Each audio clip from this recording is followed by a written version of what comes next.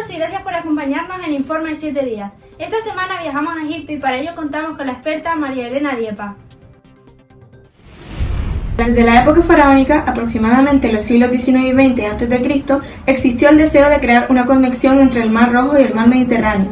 Los faraones fueron pioneros en estas obras ingenieriles, tales como los intentos por construir este canal. Estrabo y Plinio cuentan que el primer intento fue dirigido por Sensowet I, sin embargo, no existe evidencia de que este canal haya sido construido.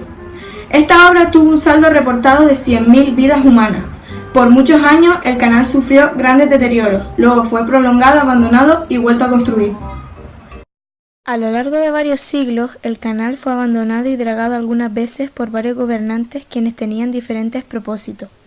En 1854 los dos imperios occidentales que dominaban eran Francia e Inglaterra. Ambas potencias se disputaron con Egipto la construcción del Canal de Suez, que significaba el dominio de Asia y del Mediterráneo oriental. En 1798, Napoleón Bonaparte, quien estaba a cargo de la expedición francesa a Egipto, pensó en unir los dos mares por medio de un canal navegable, el cual traería como consecuencia problemas en las actividades comerciales y mercantiles de los ingleses. En 1833, un grupo de intelectuales franceses conocidos como los Saint-Simoniens llegaron al Cairo bastante interesados en el proyecto del Canal de Suez, a pesar de problemas tales como la diferencia en los niveles del mar.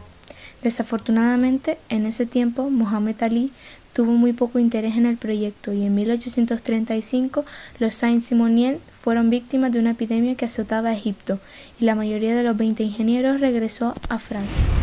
Ahora continuamos con la red ferroviaria europea de 1850 y de 1880.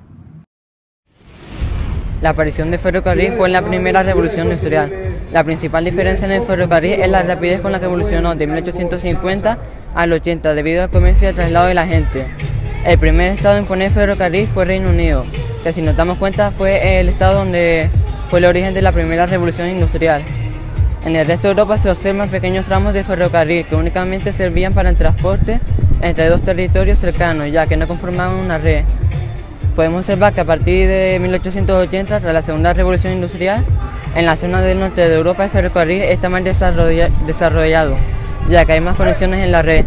Por contraposición, si observamos países como España, Portugal y Grecia, vemos que el desarrollo del ferrocarril es nulo o casi escaso, donde el ferrocarril ayudó al desarrollo económico que permitió comerciar nacional e internacionalmente, como los desplazamientos de personas que cubrieron el éxodo rural, permitió transporte de grandes cantidades de mercancías a largo recorrido y es posible transportar variedades de mercancías y es poco contaminante. El ferrocarril no fue el único medio de transporte. En 1903 también ocurrió el primer vuelo a motor de la historia. El 17 de diciembre de 1903, Orville Wright pilotó por primera vez un avión con motor capaz de elevarse por encima del suelo por sus propios medios. A finales del siglo XIX y principios del XX, los hermanos Orville y Gilbert Wright residían en Dayton, Estados Unidos, donde tras fabricar bicicletas fijaron sus objetivos en el cielo. La experiencia adquirida en la producción de estas fue esencial para el diseño de su aeronave. En 1899 crearon una serie de prototipos con los que iban experimentando en un pequeño túnel de viento, construido por ellos mismos que les permitía probar sus diseños. Pero no fue hasta 1903 cuando Orville se puso a los mandos de la aeronave proyectada junto a su hermano. No tenía asientos ni tren de aterrizaje, su único ocupante iba tumbado en el centro y solo unos esquís para deslizarse impedían que se estrellara cada vez que aterrizaba. El Flyer 1 de los hermanos Wright sentó las bases de la aeronáutica actual. Un vuelo de tan solo 12 segundos de duración y 37 metros de distancia que cambió el mundo.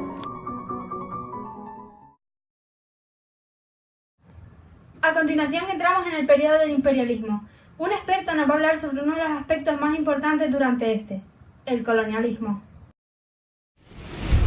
El colonialismo es un sistema de dominación política y militar mediante el cual una potencia, conocida como metrópolis, ejerce un control sobre otro territorio. Se llama también colonialismo a la tendencia a establecer y mantener colonias. Así pues, el colonialismo implica la dominación por la fuerza de la población local del territorio de otra región o nación. Ajena remonta a la potencia colonizadora, del asentamiento del colonizador en el nuevo territorio conquistado. Lawrence Chamberlain era un empresario político británico que sostenía que los dominios británicos habían llevado la seguridad, paz y mayor prosperidad a los países que nunca la habían conocido. Al llevar a cabo esta tarea civilizadora, estaba cumpliendo lo que él creía que era la misión nacional, al tiempo que encontraba la ocasión de poner en práctica las cualidades y potencialidades que han hecho de ellos la gran raza gobernante. No estaba afirmando que su éxito había sido total en cualquier caso, ni que sus métodos estuvieran fuera de cualquier tipo de reproche. La potencia somete a otro pueblo a su sistema político, sus instituciones, su cultura e incluso a su lengua y religión. Además, administra y explota sus recursos económicos. De esta forma, en el sistema de dominación colonial, los territorios coloniales son totalmente dependientes de la metrópoli, en manera política, económica y militar, y no gozan de libertad ni derechos de autodeterminación. De hecho, su población local por lo general ni siquiera cuenta con los mismos derechos que el colonizador. Hasta 1870, la presencia europea en África se limitaba a zonas costeras o pequeños enclaves coloniales en zonas próximas al mar. Durante el último tercio del siglo XIX, el territorio africano fue totalmente ocupado. África, un continente lleno de vida animal, riquezas y recursos naturales, aunque inexplorado hasta el siglo XIX.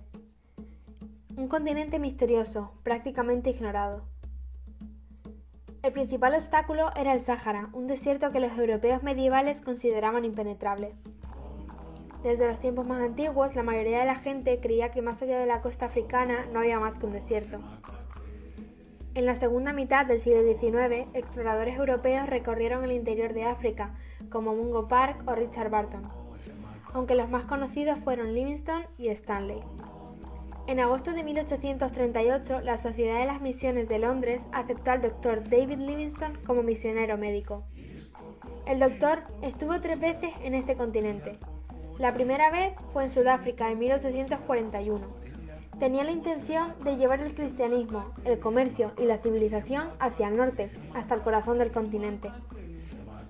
Por otro lado, también luchó contra el comercio de esclavos y fue un entusiasta explorador, determinado a descubrir las fuentes del Nilo. En su segundo viaje, Livingstone viajó a lo largo y ancho de África Central.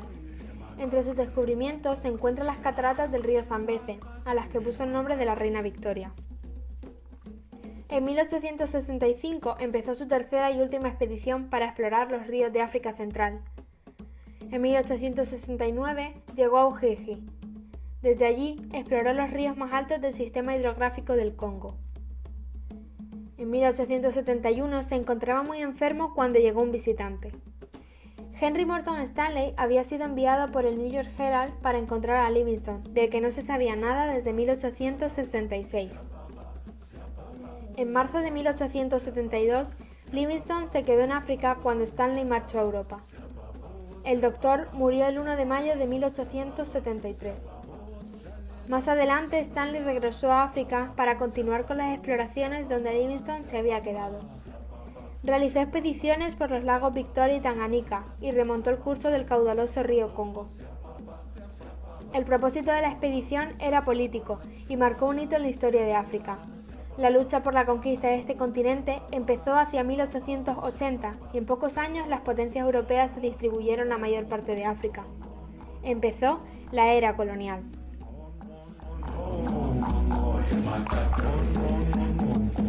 Con este documental finaliza el informe semanal. Que pasen una buena semana y hasta el próximo sábado.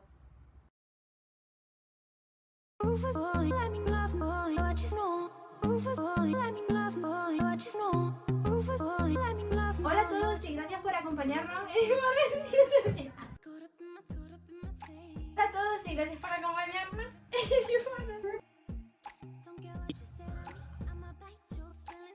El tiempo que encontraba la pasión. Quiero que se repita La canción. Quiero que se Yo lo dije igual. Es que dijo la canción y digo, ya se le habrá quedado la canción. Haciendo lo que él creía que era la misión nacional. Al llevar a cabo esta tarea civilizadora, estaba con... Él con el colonial. Tío, esto es que escuchar el esto de esto y hacerme la palabra. Venga. Deja de grabar. Y vuelto a construir. ¿Ya está?